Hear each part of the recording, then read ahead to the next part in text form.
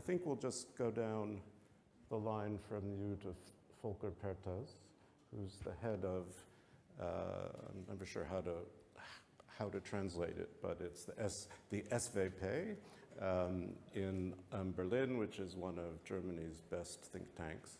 And Volker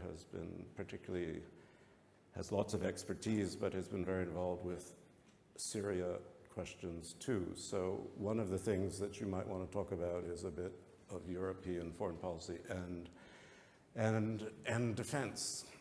So Volker, over to you. Well, thank you, Steve. SWP, you better don't translate. It's Stiftung Wissenschaft und Politik, which is a hard test for everybody who doesn't speak German. So we call it the German Institute for International and Security Affairs, which is easier, I think. Minister Vidrin has already sort of laid out the whole layer of uncertainties, and I think it would be fair to say, and you asked us what concerns us most, to say what probably of all these uncertainties concerns me not as much as other things. 10 years ago, we would have said the financial crisis and the economic situation of Europe. It's no longer our main concern. At some point in these last 10 years, we would have said European institutions. I don't think it is our main concern. 2016, I thought that Brexit would become our major concern. It would occupy us for many, many years and sort of divide Europe. That hasn't happened.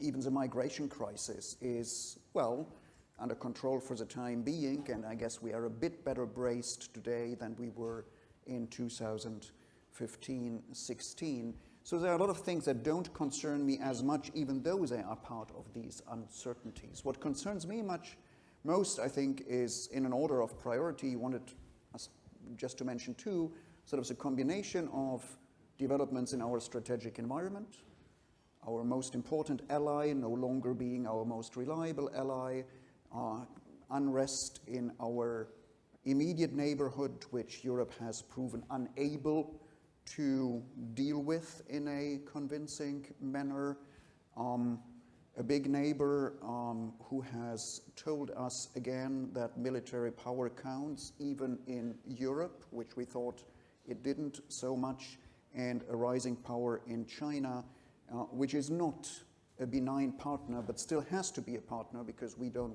want to decouple, as probably some Americans think they should do. And the combination of these changes in our strategic environment with a rise of illiberal movements in our own countries. The two things, of course, aren't separable. They hang together, not directly, but indirectly. And I think we already see in some countries that where more illiberal movements get to govern their countries, they are also much closer in their outlook to some of our adversaries outside Europe. So that is concerning for me. I think we can go deeper into what Europe should do in this field, but I'll leave it at that. That's also quite a good start, because sometimes I think at the base of all this is really a Europe that isn't growing fast enough to provide the money required to keep wonderful social programs going, which creates a whole class of people who feel that their lives have been worsened by modernity. And that goes to the heart, I think, of quite a lot of these issues.